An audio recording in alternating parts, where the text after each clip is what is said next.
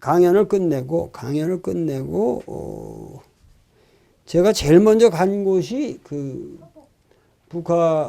제주도에서 서복기념관, 서귀포 쪽에 있기 때문에 정방폭포 옆에 이제 서복기념관이라는 게 있습니다. 뭐 그거는 그야말로 그 진시황 때 서복이가 이제 여기를 지나갔다는 얘기인데 그런 건 중요한 얘기가 아니고 제가 보기에는 이능화 선생의 조선 도교서라는 책도 있지만은 분명히 우리는 그 중국의 도교의 근원은 조선이라고 생각해요. 여기라고. 그렇기 때문에 우리나라 사람들이 사실 옛날에 그렇게 열악한 조건 하에서 전 국민이 흰옷을 입고 산다는 것도 좀 이상하거든.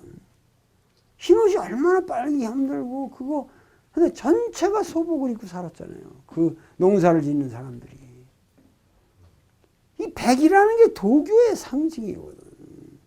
학도 백학이라든가 백호라든가 뭐 이 시다고 하는 게 장수와 모든 이 깨끗함과 이 건강함에 이게 상징 아니에요. 사슴도 뭐 흰 사슴, 백록이고 뭐 모든 게 이 백이라고 하는 게 근데 우리는 백이 민족으로서 그야말로 그 도교적 이상을 추구한 나라였고 삼신산이 다 조선에 있었다는 말도 맞지. 영주산이 한라산이고 묘양산 뭐 백두산 이렇게 되나?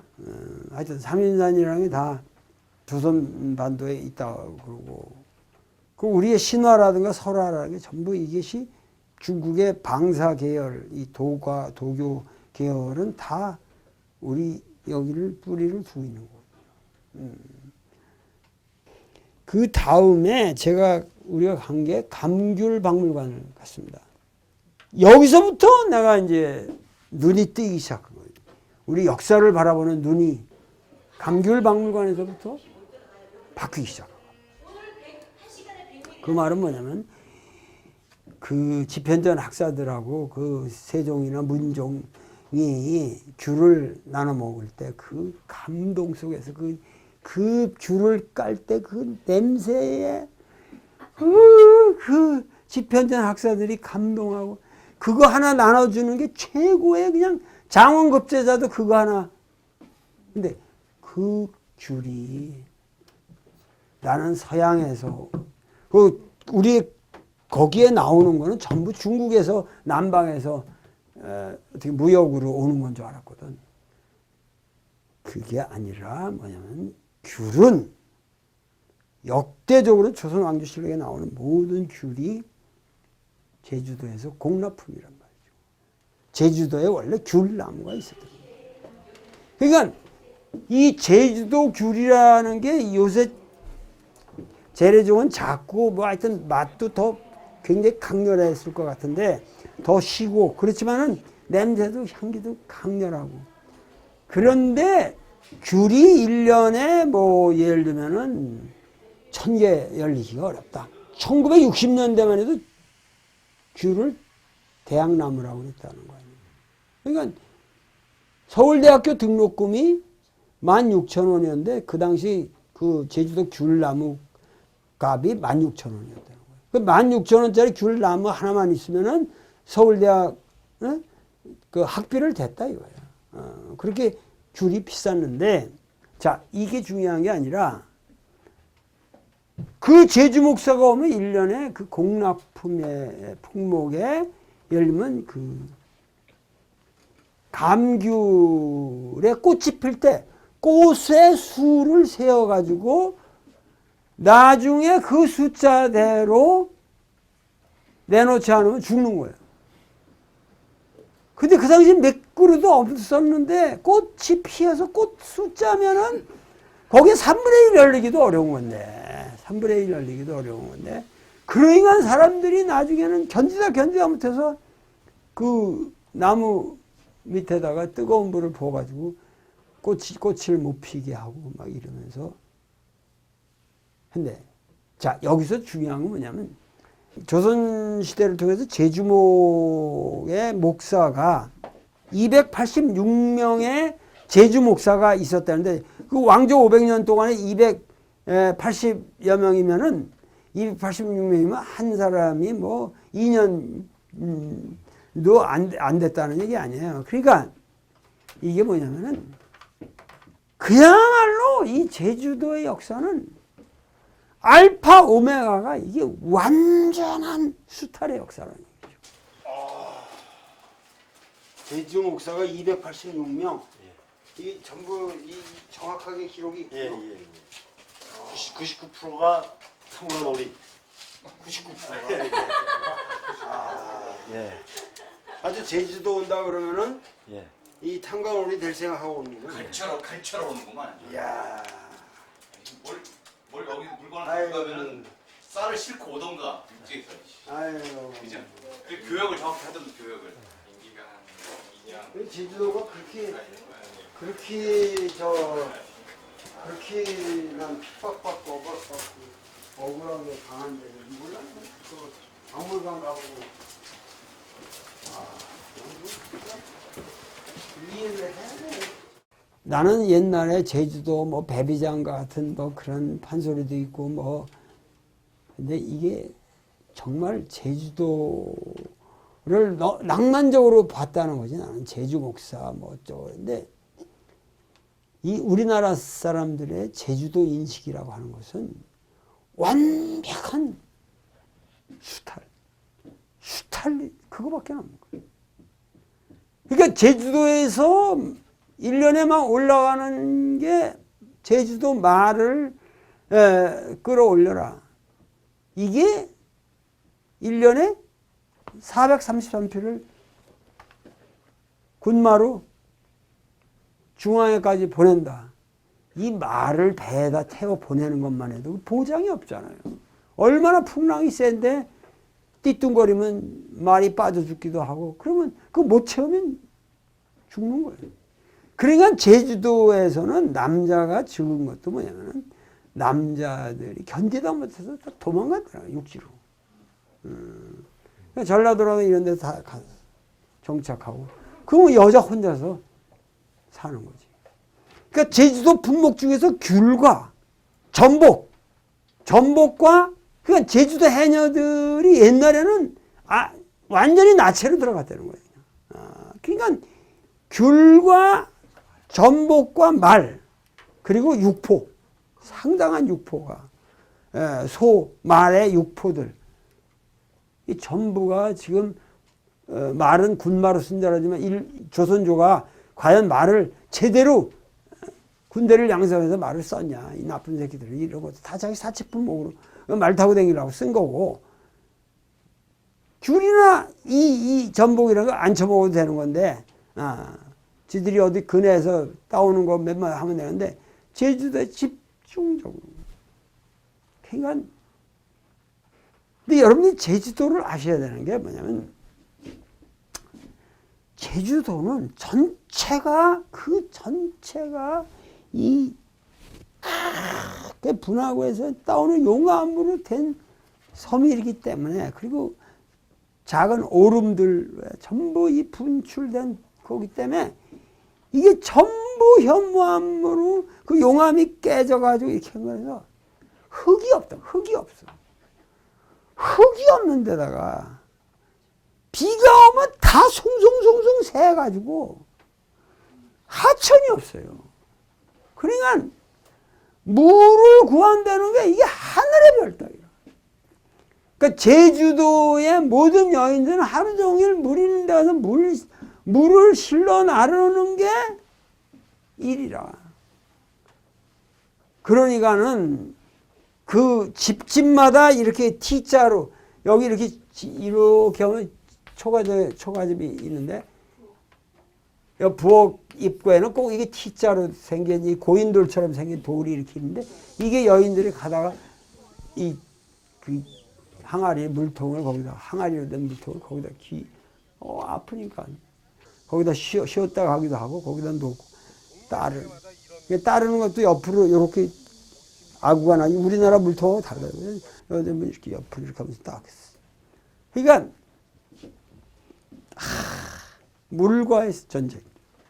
그러니까 생활 자체가 각박한 거예요. 근데 바람이 많고 그러니까 제주도는 전체가 뭐냐면은 이 집이 우리 집 같지가 않고 이게 이렇게 해가지고 이렇게 초가집이 여기 다 댕기로 이렇게 매가지고 그냥 요렇게 놨다고. 이게 가지고 이렇게 여기 있으면 바람이 그냥 쓱 넘어가게끔. 못 하나가 귀하기 때문에 철이 안 나니까. 철이 어려우니까. 그 집 전체가 순수한 나무로 엮어 지었는데 그 공법이 대단합니다. 참 아름다워요. 아주 초라하지만 너무 아름다워. 말할 수 없어. 예를 들면 아궁이도 뭐냐면 아궁이도 굴뚝이 없는 아궁이. 그러면은 연기가 나잖아요. 안 빠지니까. 그 연기가 차가지고 콜록콜록 거리면 그 연기가 쫙 차서 차야만 벌레들이 죽고 그래서 그 집이 이렇게 집 자체가 훈제가 되면서 생활 공간이 되는 거예요. 그 지혜로운 거죠. 그 말할 수 없어요. 그 제주도 가서 여러분들이 느껴보면 그래서 잃어버린 제주 문화를 그대로 있는 그대로 느낄 수 있도록 만들어 놓은 훌륭한 민속촌이었습니다. 근데 여기에 중앙에서 전부 귀향객들을 여기로 보내는 거예요. 자, 여기서 보면 이게 바다가 보이기 시작하고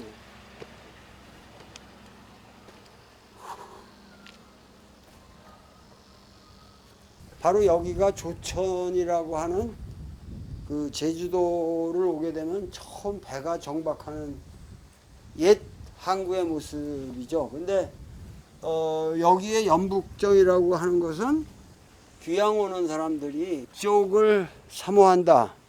그런 의미로 북에서 그 조정에서 내려오는 사면 소식을 기다리면서 사모한다는 의미로 쓴 거지만은 압송관이 제주도 귀향 가는 사람들을 여기로 이제 데리고 오면은 여기서 하룻밤을 재우고 여기서 이제 관덕정에 있는 여기 목사한테 인수인계를 하게 되는 거죠.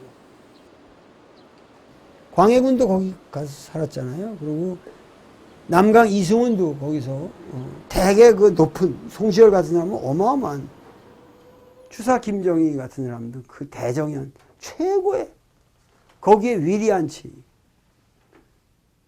위리라는 것은 그 가시 탱자나무 같은 거로 이렇게 다 이렇게 해가지고 이렇게 하면 이 밖은 나가지 못한다. 완전히 형무소의 말이죠. 그런데도 뭐냐면 유배인들의 삶이라고 하는 것이 제주도 문화를 그 이질적인 문화가 들어오게 되는 계기가 되는 건데 제주도 사람들은 외부에서 온 사람들이 거기 와서 유배당에 왔으면 제주도 여자랑 결혼해서 결혼이라기보다 하여튼 시봉을 드는 여자들하고 해서 그 애를 낳고 이런 거를 더 평가를 해요. 왜냐하면 외부에서 그 좋은 씨를 그래도 퍼뜨린다. 제주도 문화에는 서자라는 개념이 없어요. 그렇기 때문에 본부인, 둘째 부인 이런 구분이 없는 거예요. 그러니까는 아주 재미난 얘기가 보통 중동 같은 데서 부인을 하나 더 얻는다는 것은 남자가 돈이 더 많아져서 돈을 쓸 구찌를 더 많이 만든다. 그래서 여성들에 대한 복지 개념으로 일부 다처제가 허용이 되는데 제주도의 경우는 다르다 이거예요. 여자 하나를 더 얻으면 그만큼 돈이 더 들어오는 거예요.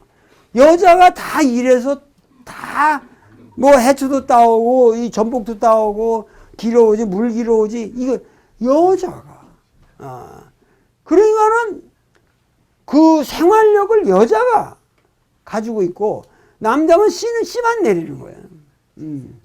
그러니까는 집안에서도 그 중심은 여자가 다.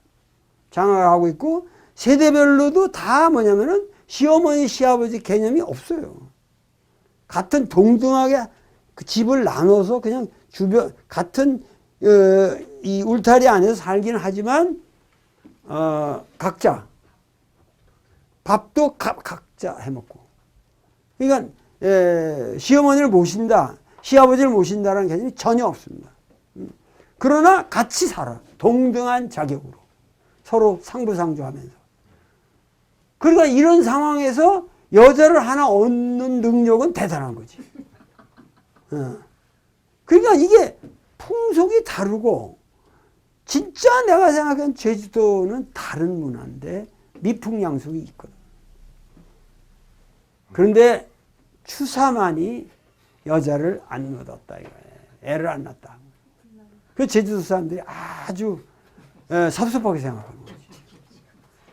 왜냐면 이 사람은 예산 사람인데 워낙 성격이 까다로워가지고 예산에 있는 자기 부인한테 김치까지 해서 보내라는 거야. 근데 김치를 거기서 해서 보내면 6개월이 걸리는 거야. 된장, 고추장 다 자기네 집 것. 그걸 해서 보내다가 부인이 2년 만에 죽어요. 너무 힘들어가지고. 결국 부인이 죽은 후에 인생을 점점 비관하고 달관하면서 글씨에만 매달려, 글씨 쓰기에만. 그래서 벼루를 10개를 다 빵꾸를 내고 벼루가 10개가 빵꾸나고 붓이 몇 천자로 달아 없었다고 할 정도로 그 사람이 거기서 어떤 새로운 경지를 획득하게 되는 거죠.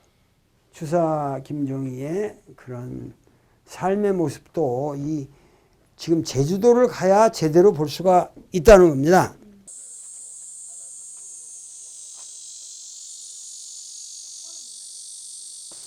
여기가 그 감격스러운 제가 평생 한번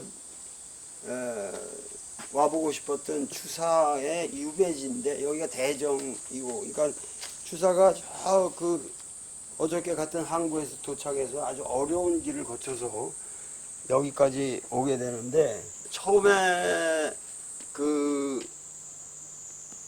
온 데서 사람들을 가리켰는데 그 가리킨 제자 중에 한 사람이 강도순이라는 사람이었는데, 강도순이라는 사람은 이 지역에서 아주 굉장한 부자였단 말이에요. 그래서 이 일로 이제 거처를 옮기시게 되는데, 지금 보시면 알지만 제주도 집의 스케일 치고는 이게 엄청나게 이게 대궐 같은 당시 큰 집이고, 수성초당이라고, 왜냐면 여기서 그 수성이라는 노인성이 유일하게 보이기 때문에 아마 그거를 밤중에 보시면서 굉장히 그 위로를 삼으셨던 것 같고, 그런데 이제 가장 중요한 거는 여기 이 초이선사를 그리워해가지고 우리 추사 선생이 그 초이를 그리워해서 초이가 여기 총 한 3번인가 오나요?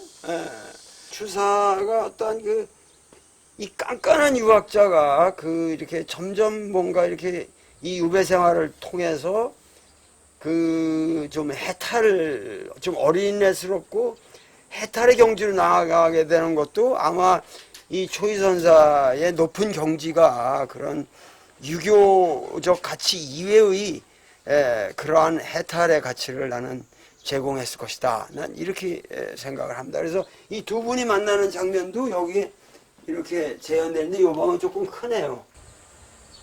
이 양반이 여기 유배 온 이유는 사실 특별한 이유가 없고 그 당쟁에 휘달려서 결국 추사 선생이 너무 원래 성격이 너무 깐깐하다 보니까 그리고 이쪽 어느 의미에서 그 엘리트주의가 굉장히 강했고, 특히 이제 옹방강을 만난 후로 이 모화 사상이 있었단 말이죠. 그래서 그야말로 한국의 지성인들을 좀 촌스럽게 바라보는 그런 자세가 있었어요. 그래서 그 양반이 막 그러저러한 이유로 사실은 모함을 받았지만은 그 뭐 특별히 그 여기 유배올 만큼 뭐 죄진 것도 아니고, 그러니까 그 조선 왕조의 말기에 들어서면서 이 조선 왕조의 가장 그 뭐라 그럴까 당쟁 사화의 최악의 그 상태에서 이제 이 추사 선생이 당하는 겁니다. 근데 그래서 이게 여기가 이게 지금 탱자나무가 이렇게 있지만은 이게 위리안치라고 그래서 이 대정현 위리안치라는 건 사형 다음에는 최극형입니다. 그래서 중앙에서 볼 때 가장 먼 곳이고, 배를 타고 제주도로 간다는 것만 해도 그 사람들의 그 입장에서 끔찍한 일인데, 그 제주도에 와서도 제주 부근이 아닌 이 대정현을 온다고 하는 것은 아주 최악의 상태인데, 이 양반이 여기 와서 사실은 위리안치라고 그러면은 이 탱자나무 가시가 이렇게 안 쳐져 있는 울타리 밖으로는 일체 활동이 금지되는 형이지만은 이 동네 사람들이나 모든 사람들이 그 오셨는데, 선생님 이런 대학자가 오셨는데, 그리고 상당히 너그럽게 대접을 한 것 같고, 여기 제주도의 목사도 이분에게 상당히 잘 대해주신 것 같고, 그래서 계신 동안은 굉장히 그래도 여유롭게 지내신 것 같은데, 8년 동안의 유배 생활을 통해서 그 주사 선생의 경지도 상당히 높아졌고, 또 초이는 동갑인데 그 친구가 그래도 가끔이라도 와 줬고, 특히 그 유명한 이제 제자들도 이제 중국을 갔다 오면서 야 최근 책 좀 사와라 그러면 그 어려운 책들을 사가지고 북경에서 새 책을 사가지고 여기까지 짊어지고 오게 되는, 그래서 그 감격을 여기서 이렇게 그 감격을 표현한 자기 제자가 보통 뭐 이 소나무가 보통 나무들은 시들게 되면 다 그냥 떨어지고 마는데, 이 소나무야말로 이제 가을에 이렇게 추락하지 않고 이렇게, 그러니까 그 양반이 쓴 그 유명한 세안도라는 게 그런 논어의 구절의 기초에서 그 그림을 간단하게 그리고 거기에 대한 그냥 그 변함없는 소나무와 같이 사시사철 자기를 이렇게 돌봐주는 뭐랄까 제자 선생 간의 끈끈한 정이랄까 이런 거를 표현한 건데, 그거를 가지고 이제 제자가 돌아가서 중국의 석학들한테 발문을 받아가지고 그것이 오늘날의 세안도의 모습을 갖추게 된 것이거든요. 여기가 우리가 추사의 그 삶의 궤적을 더듬는 데 있어서 빼놓을 수 없는 곳이죠. 이 향교는 효종 때인가 만들어졌는데, 이 뒤에 있는 흉산의 기운을 막기 위해서 바로 그 흉산 바로 아래에 있습니다. 그래서 이것이 만들어졌다고 그러는데, 역시 이 서원으로서는 최대의 사건이 그래도 추사 김정희가 일로 유배를 와서 여기서 학생들을 가르치고, 그래서 저기 저 밑에 의문당이라고 하는 글씨를 썼는데, 그 의문이라는 건 지금 우리가 말하는 의심나는 것은 물어라. 그래서 학생들이 살고 있는 여기가 다 동제 서재 그래가지고 학생들의 기숙사죠. 여기가 그 학생들의 기숙사가 있고 여기서 실제로 공부를 했습니다. 근데 공부를 안 하고 근대에 와서 그야말로 이 글소리 독경소리가 없어지니까 저 뒤에 흉산의 기운을 막을 힘이 없는 거죠. 그러면서 뭐 근대에 들어오면서 온갖 전쟁이 일어나고 특히 4.3 사태 이런 끔찍한 일들이 벌어지는 것은 여기에 글소리가 안 나서 그러하다. 저는 그렇게 생각하는데, 하여튼 추사가 그 유배대에서 살던 곳에서 여기까지 걸어오는데 한 30분. 그래서 여기서 학생들을 직접 지도를 하고 의문 나는 거는 물어봐라. 그러면서 여기서 아주 훌륭한 교육을 베풀었던 것을 우리가 알 수 있습니다만, 여기서 아주 특이할 것은 저는 그 주사 그 김정희의 예산에 있는 그 고택을 가보면 거기 그 이렇게 백송이 있거든요. 백송이 있어서 그 백송의 이미지가 세안도로 간 게 아닌가 이렇게 생각을 했는데, 많은 사람들이 사실은 세안도에 나오는 소나무가 두 그루가 이렇게 있는데 그것은 바로 이 소나무를 모델로 한 것이 아니냐. 근데 제 생각에는 이게 더 맞는 것 같습니다. 그래서 세안도를 그렸을 때 뭔가 이 광경을 모델로 해서 저는 이렇게 그러니까 이 향교의 모습은 향교대로 그릴 수가 없으니까 아주 심플하게 처리했고, 그리고 그 소나무를 이렇게 그렸을 것이다 이렇게 생각이 드는데, 여기서 이제 절로 뒤로 가면은 그 삼방산, 그러니까 삼방굴사가 있습니다. 거기 차를 드시기도 하고 담론도 하고, 그러면서 또 거기서 더 내려가면 안덕계곡이라는 데가 있는데 거기는 물이 제대로 있단 말이죠. 김정희도 그 나중에는 아주 안덕계곡으로 그 유배 말년에는 거기서 사셨어요. 거처를 글로 옮겨서 사셨습니다.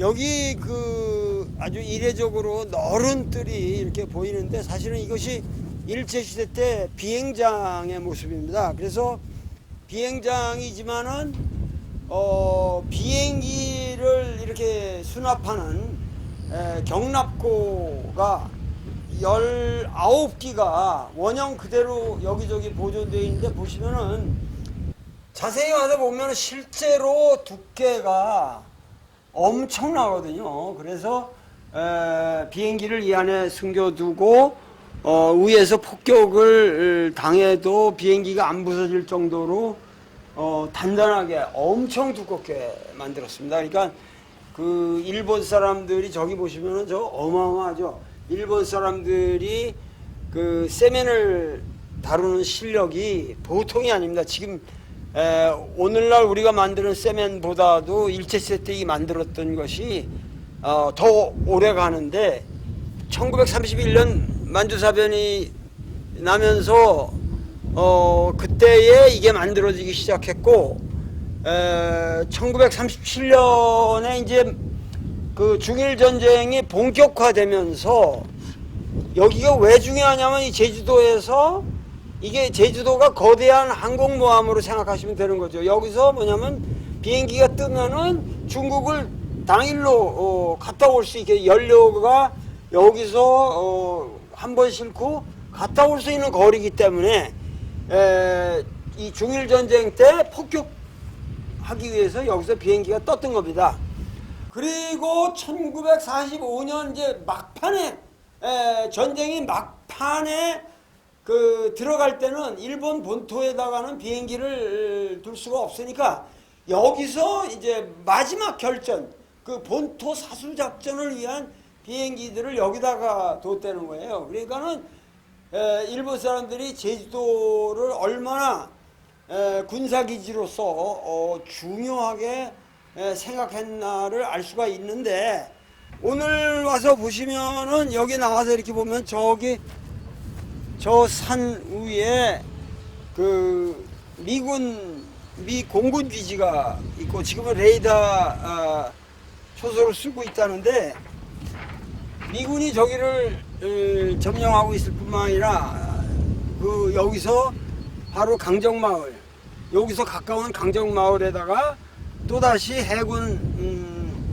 항만 시설을 군사기지로서 지금 뭐 거의 다 진척이 돼서 엄청나게 만들었고, 그것에 뭐 얼마나 많은 지사들이 그 바로 서귀포 가장 그 아주 이 남단의 서귀포 가장 번화한 곳에다 그런 군상을 만든다는 게 지금 와서 도대체 말이 되는 얘기입니까 지금? 그런데 이 답답한 실정이죠. 그러니까 일제시대 때부터 이렇게 국토가 유린당하는 것이 오늘날까지도 계속되고 있다는 걸 생각하면 이거 분통이 터집니다. 그래서 지금부터 강정마을의 해군기지를 한번 보러 가보겠습니다.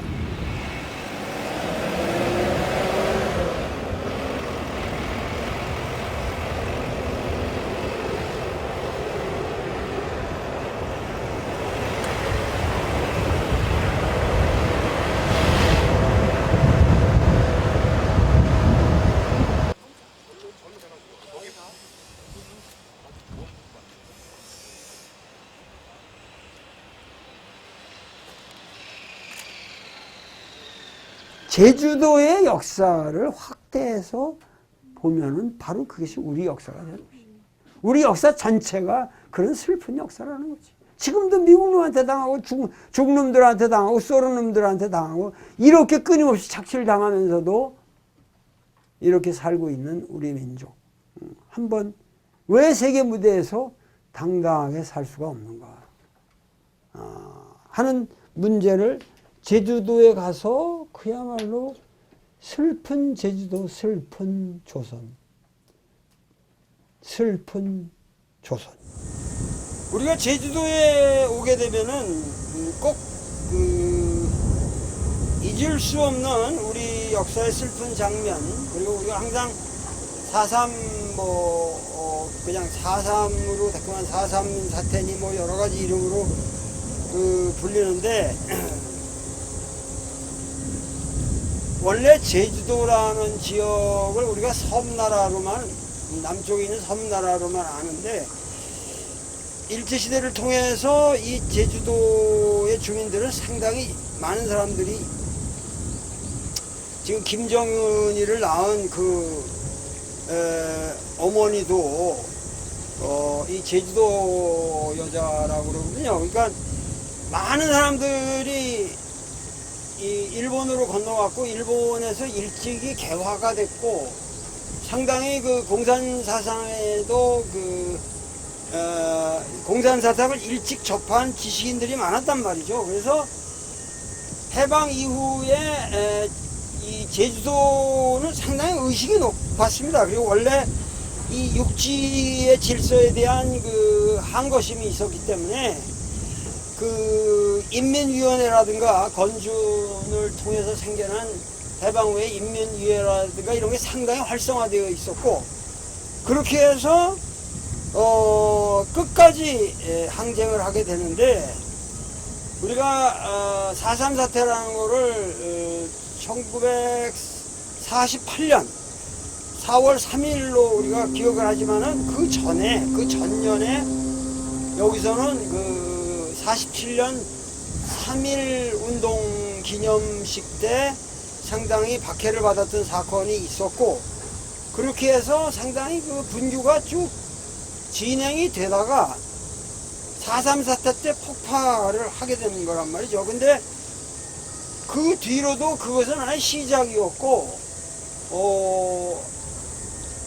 거의 1954년, 그러니까 이 6.25 전쟁을 전부 통과해서 한라산 금종령이 풀릴 때까지 그 기나긴 세월 동안 엄청난 학살이 이루어지는 겁니다. 이 제주도가. 그래서 제주도 남자들은 모조리 그때 뭐 학살을 당했다고 할 정도로 그 제주도의 삶이라고 하는 것이 비참했는데, 여기 이 마을의 이 광경은, 여기 이 마을이 지금 잃어버린 마을이라고 해서 학살돼서 사라진, 보통 이제 이 한라산 중턱까지 한라산 주변으로 있는 마을들을 전부 소각시켰는데, 여기는 해변의 마을임에도 불구하고 내가 어렸을 때도 내 머리를 깎던 분이 항상 이 해변의 마을이 자기 마을이 전체가 불타고 그랬다고 하는 거를 나한테 얘기를 했었는데 오늘 와서 이 마을의 흔적을 보니까 감회가 너무도 새롭고 이 제주도의 역사를 올바로 인식하는 것을 통해서 우리 역사를 한번 다시 봐야겠다는 뭔가 시각을 바꿔서 우리 민족이 너무 그 끔찍하게 동족을 억압하고 이런 역사 그야말로 지금 제가 이 얘기를 하고 있는 이 시점은 2017년 시점이지만은 이제부터 이 땅의 진정으로 이 핍박과 전쟁의 패러다임이 사라지고 진정한 평화가 새롭게 정착되는 계기가 되어야겠다. 정말 아름다운 마을이었는데 이런 마을에서 전부 그냥 동네 사람들 나오라 그래가지고 그냥 죽창으로 찔러 죽이고 바다에다 다 그냥 시체는 내버리고 집들은 다 불태워버리고 여기 이런 거 집터들 옹기종기 그 제주도에 아주 아름다운 마을이었는데 정말 이게 너무 말이 안 되는 역사지 않습니까? 이런 우리가 역사의 현장을 이대로 남겨뒀다는 것이 그래도 가상하고 그리고 우리가 이 슬픈 역사를 우리가 반성해야 된다. 그리고 이런 것들이 대부분 정책 수립자들의 오류에서 기인되기도 했지만 우리가 모든 것이 우리 역사는 이념, 근세로 들어오면서 그 이념에 전혀 우리 삶과 관련 없는 이념의 노예가 되어서 그 이념적 구도 속에서 인간을 파악하고 당파를 파악하고 그러면서 근원적으로 우리가 사는 삶의 화합, 국가의 화합이라는 걸 근원적으로 상실해버렸단 말이죠. 그러니까 그런 흉악한 슬픈 역사는 다시 있어서는 아니 되겠다.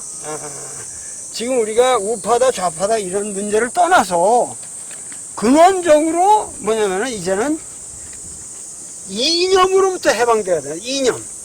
왜 여기 있는 사람들이 다 이렇게 지금 여기는 평화롭게 보이지만 사실 여기서 전부 죽창으로 찔러 죽이고 뭐 이래 그래가지고 여기가 전체가 그냥 이 앞바다가 피바다가 되어버리고 이 제주도 당시는 뭐 이 제주도 이 앞바다에 시체가 둥둥 떠다니는 거는 뭐 다반사였답니다. 그 당시 제주도 사람들 얘기를 들어보면은 그러니까는 인간을 완전히 그 이념의 도구로 전락시켰고 그리고 우리의 삶의 정당한 자리, 삶의 자리가 모조리 파괴된 거죠.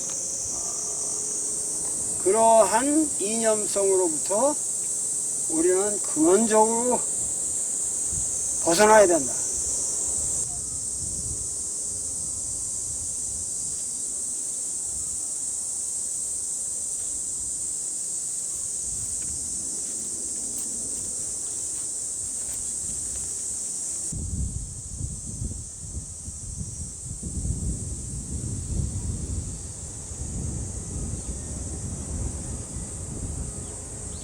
하여튼 이런 기나긴 여행 과정을 통해서 저는 제주의 역사를 다시 인식했을 뿐만이 아니라 그야말로 우리 민족의 슬픈 역사를 다시 한번 총체적으로 조감하는 새로운 눈을 획득했고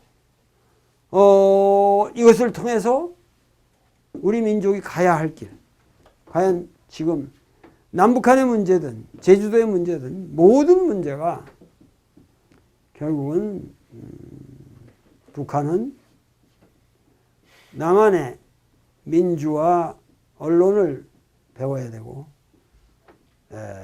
우리는 북한의 주체를 배워야 된다고 생각합니다. 북한 사람들이 가지고 있는 깡다구의 1000분의 1만 가지면 강정마을은 1000번이라도 막을 수 있습니다.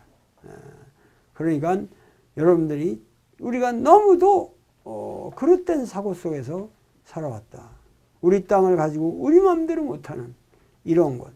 우리 민족 전체가 너무도 비상식적인 것을 상식으로 받아들이고 당위적으로 안 돼야 노라고 말해야 될 것을 그저 무조건 앞뒤 전혀 맥락 없이 예스라고만 해온 그러한 우리 국민들의 의식이 문제가 있습니다. 우리 국민 여러분 주체적으로 삽시다. 주체적으로 사고하고 주체적으로 행동하고 주체는 북한의 사상이 아니라 우리 인생의 주축이 되어야 합니다. 자, 이것으로서 이번 강의는 끝내도록 하겠습니다. 감사합니다.